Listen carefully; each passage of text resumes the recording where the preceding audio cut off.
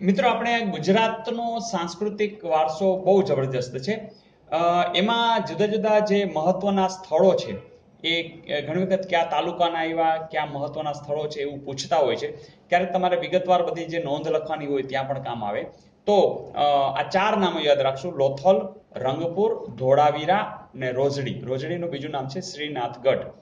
લોથલ છે એ તાલુકો ધોળકા છે, રંગપુર છે તાલુકો લીંબડી, જિલ્લો સુરેન્દ્રનગર, ધોળાવીરા છે જિલ્લો કચ્છ છે, રોજડી છે શ્રીનાથગઢ અને જિલ્લો રાજકોટ છે. ઓકે મિત્રો, ક્યારેક કોઈ વસ્તુ ભૂલાઈ જાય ને તો આપણા 1 માર્ક જતા રહીએ છે. તો આપણે એક નાની સ્ટોરી બનાવીએ કે એક બેન છે રાજકોટમાં બેઠા બેઠા એનો ભાઈ જે કચ્છની અંદર કામ કરી રહ્યો છે, બહુ ધોળા કરે છે. કારણ કે કચ્છનો વિસ્તાર તો તમને ખબર છે, આખા ભારતની અંદર સૌથી મોટો વિસ્તાર કચ્છ જિલ્લાનો છે. તો એ બહુ ધોળા કરે છે, એને ખાસ પૈસા મળતા નથી. એને પાછા બોલાવી લે છે કામકાજમાં. એને સરસ મજાના ચિત્રો અને રંગકામ બધું આવડે છે. તો એને કહે શ્રીનાથજી ભગવાનની એક મૂર્તિમાં સતત રોજે રોજ રંગ પૂરવાના છે અને એ બહુ છાયામાં લીમડાના છાયાની અંદર બેસીને રંગ પૂરવાના છે. તો તું આવી જા અને તને પૈસા ખૂબ મળશે. તારો થેલો છે એ લઈ લે અને દોડ મારા ભાઈ, તું જલ્દી આવી જા. આવી વાતને આધારે આપણે આખું સમજવાનો પ્રયાસ કરશું કે બેનનો રાજકોટથી ફોન આવ્યો. ક્યાંથી આવ્યો? રાજકોટથી. કે વીરા, તું કચ્છમાંથી તું બહુ ધોળા કરસ. તો જોજે, ધોળા, વીરા અને કચ્છ. ચાલો આ યાદ રહી જશે, ધોળા, વીરા અને કચ્છ. પછી અહીં આવી જા.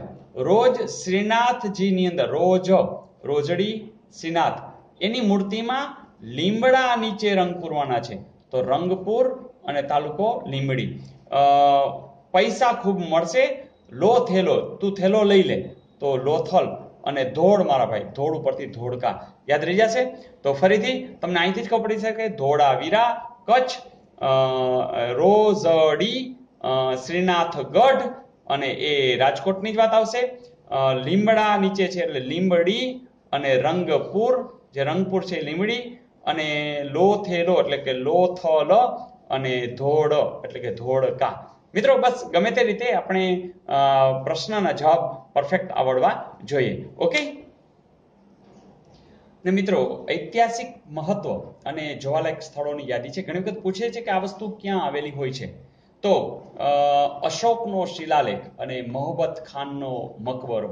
તો મને ખબર છે શિલાલેખ એકદમ જૂની વાત છે અને તમને યાદ છે કે એ તો ક્યાં છે? જૂનાગઢમાં. પછી વાત છે કીર્તિ તોરણ.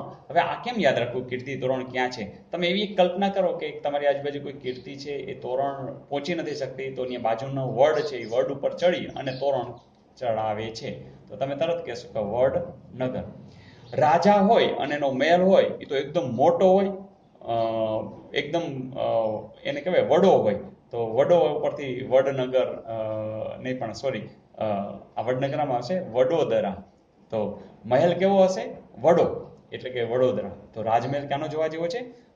વડોદરાનો. પછી આવે છે રુદ્ર મહાલય. તો રુદ્ર એટલે મને રૌદ્ર સ્વરૂપ. કોઈ પણ કામ સિદ્ધ કરવું હોય ને તો રૌદ્ર સ્વરૂપ ધારણ કરવું પડે, એવી એક માન્યતા છે. તો રુદ્ર ઉપરથી સિદ્ધ અને સિદ્ધ ઉપરથી તમે ચોક્કસ સિદ્ધપુર તમને યાદ આવી જશે. તો સહસ્ત્રલિંગ તળાવ. તો તમને યાદ જ છે કે સહસ્ત્રલિંગ જે બધા લિંગ છે એને પૂજા માટે ધારો કે પાટલા ઉપર બેસાડીએ છીએ, તો પાટણ. મિત્રો, આ વસ્તુ આ બધી તમને કંઈ ભૂલાય નહીં એટલા માટે કે આવી શોર્ટકટ તમને અમસ્તી આપી રહ્યા છે. એનું આનું કંઈ અનુસંધાન નથી. જેમ કે એક સર છે ચંદ્ર એટલે મૂન. એ મૂન સર છે એ તારાઓને ભણાવી ભણાવી અને થાકી જાય છે. પછી એને વિરામ લેવો પડે છે. એટલે વિરામ લેવા માટે એ વિરમગામ આવી જાય છે. તો સૂર્ય છે, તો સૂર્યનું મોઢું જોવું બધાને ગમે છે સવારના પોરમાં. તો સૂર્ય મંદિરમાંથી જો તમે એનું મોઢું જુઓ તો મજા આવે, એટલે કે મોઢેરા.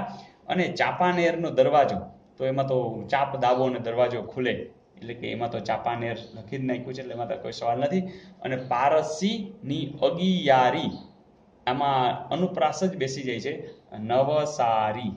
અગિયારી નવસારી. તો મિત્રો, ફરીથી જોયા વિના પણ કહી શકશો: અશોકનો શિલાલેખ એટલે જુનાગઢ, કીર્તિ તોરણ એટલે વડનગર, રાજમહેલ એટલે વડોદરા, રુદ્ર એટલે સિદ્ધિ માટે થઈને સિદ્ધપુર, સહસ્ત્રલિંગને આપણે ભગવાનને લિંગ એટલે પાટલા ઉપર બેસાડીએ છીએ. મૂન સર થાકી ગયા છે તો એ સર એટલે વિરમગામ, અને સૂર્યને જોવા માટે મોઢેરા, ચાંપાનેરનો દરવાજો ચાંપાનેર, અને પારસીની અગિયારી નવસારી. ઓકે ને મિત્રો સાથે સાથે આ પણ યાદ રાખજો કે જામા મસ્જિદ છે, ઝુલતા મિનારા છે, સીદી સૈયદની જાળી છે, હઠીસિંગના દેરા છે, આ બધા એક જગ્યાએ આવેલા છે. તમને તરત યાદ આવી ગયો સીદી સૈયદની જાળી તો તમે જોઈ પણ હશે. યસ, તમે સાચા છો. આ બધાએ બધા ક્યાં આવેલા છે? તો કે અમદાવાદમાં આવેલા છે. મિત્રો ફરીથી અહીં એકાદ માર્કનું પૂછી શકાય છે, અથવા તો તમને જ્યારે ગુજરાતના સાંસ્કૃતિક વારસાની વાત કરે તો આ બધાના તમને હવે નામે યાદ છે, બધાના ગામના નામ યાદ છે, અને તમે ચોક્કસથી આની અંદર ડિટેલમાં જણાવી શકશો. ઓકે ને મિત્રો આ સિવાય જે અન્ય ધાર્મિક મહત્વ ધરાવતા એવા સ્થળો, પ્રવાસન માટેના સ્થળો, મેળાની વિગત પણ નેક્સ્ટ વિડીયોમાં જોઈશું. ઓકે, તો તમે ઇન ટચ રહેજો, વિડીયો જોતા રહેજો. તમારી કોમેન્ટ્સને અમે જરૂરથી ધ્યાનમાં લેવાનો પ્રયાસ કરશું. Okay, all the best.